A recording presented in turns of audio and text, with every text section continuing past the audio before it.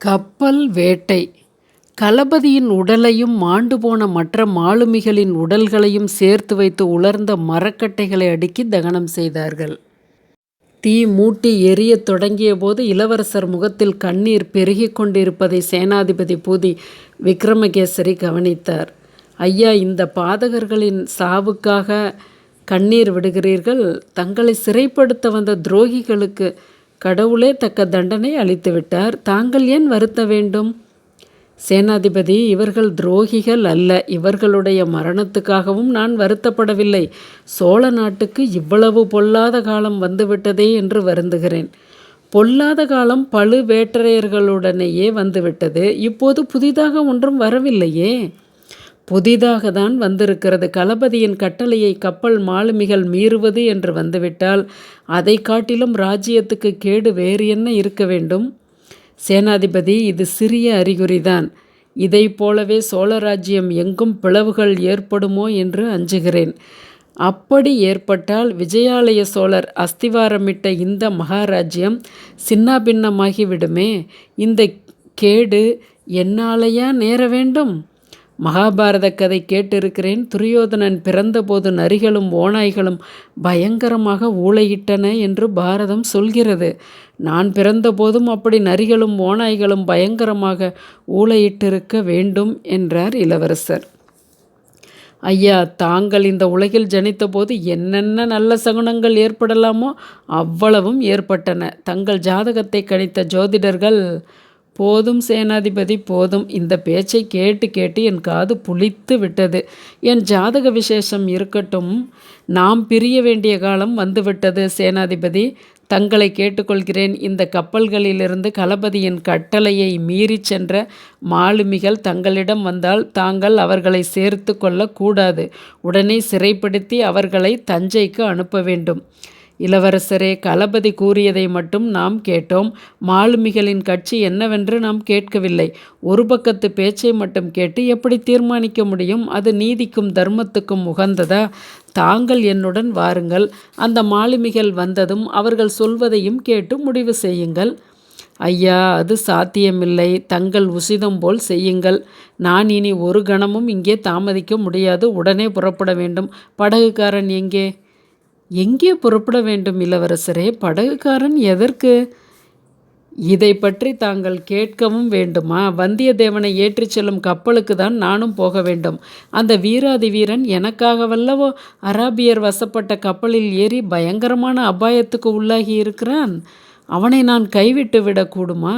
ஏற்கனவே நான் செய்துள்ள பாவங்கள் போதாதென்று சிநேக துரோகம் வேறு செய்ய வேண்டுமா? ஐயா, தாங்கள் ஒரு பாவமும் நான் அறிந்து செய்ததில்லை. தாங்கள் சொன்னாலும் உலகம் ஒப்புக்கொள்ளாது. வந்தியத்தேவன் வெறும் முரடன், முன் யோசனை சிறிதும் இல்லாதவன். அவனாக வருவித்து கொண்ட அபாயத்துக்கு தாங்கள் எப்படி பொறுப்பாக முடியும்? இதில் சிநேகித துரோகம் என்ன?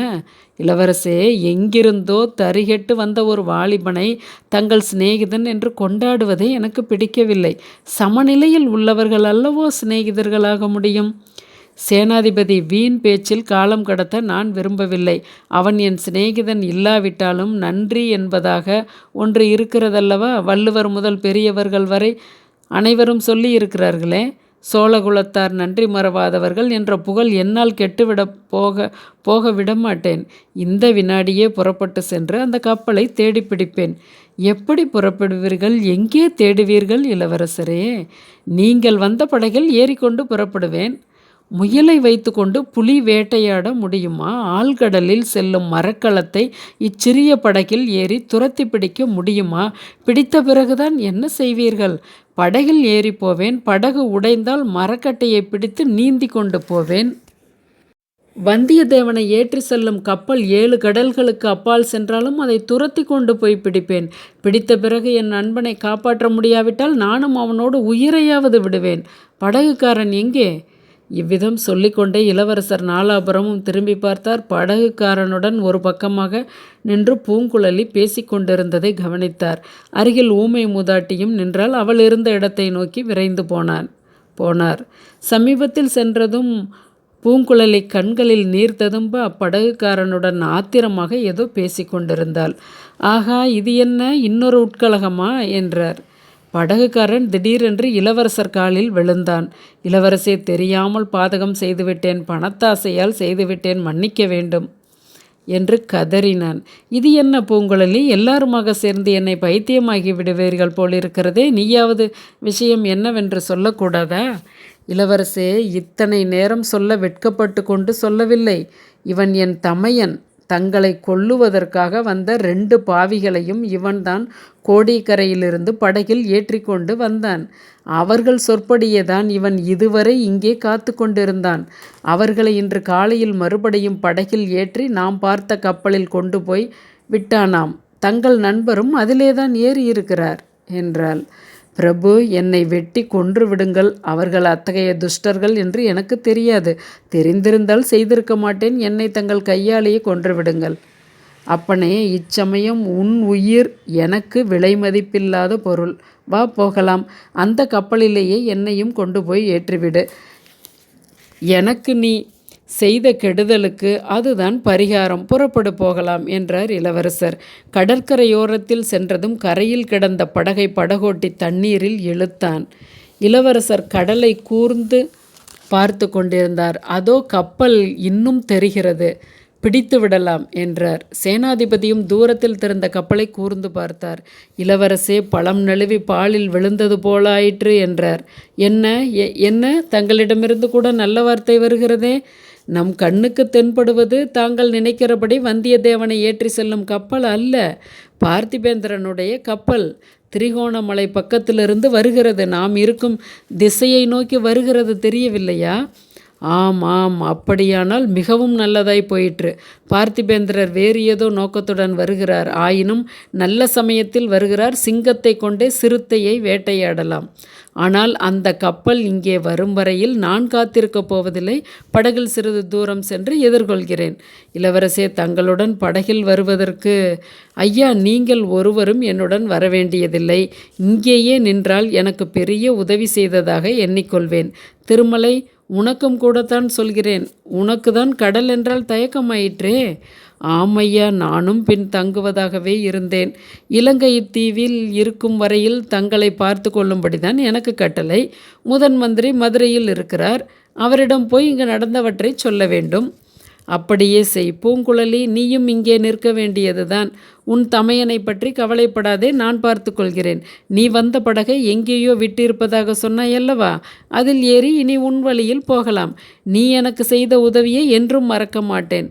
சேச்சே, கண்ணீரை துடைத்துக்கொள். பார்க்கிறவர்கள் என்ன நினைத்து கொள்வார்கள்? இவ்வாறு கூறிவிட்டு இளவரசர் ஊமை ராணியின் அருகில் சென்று அவளுடைய பாதத்தை தொட்டு வணங்கப் போனார். அந்த மூதாட்டி அவரை தடுத்து நிறுத்தி உச்சி முகந்து ஆசீர்வதித்தாள். அடுத்த நிமிஷம் இளவரசர் கடலில் ஆயத்தமாக நின்ற படகில் பாய்ந்து ஏறிக்கொண்டார். கரையில் இருந்தவர்கள் படகை பார்த்து கொண்டே நின்றார்கள். இளவரசரும் போகின்ற படகிலிருந்து அவர்களை பார்த்து கொண்டிருந்தார். எல்லோரையும் பொதுவாக பார்த்தாலும் அவருடைய கண்கள் பூங்குழலியின் கண்ணீர் வழிந்த முகத்தையே நிலைத்து நின்றது. அதிசயம், அதிசயம்! தூர விலகி போக போக உருவங்கள் சிறியனவாக வேண்டுமல்லவா? கரையில் இருந்த மற்றவர்களின் உருவங்கள் சிறியனவாகி வந்தன. ஆனால் பூங்குழலியின் முகம் மட்டும் வரவர பெரிதாகி கொண்டே இருந்தது. இளவரசரின் அருகில் நெருங்கி வந்து கொண்டிருந்தது. இளவரசர் உடம்பை சிலிர்த்து கொண்டார். கண்களை வேறு பக்கம் திருப்பினார்.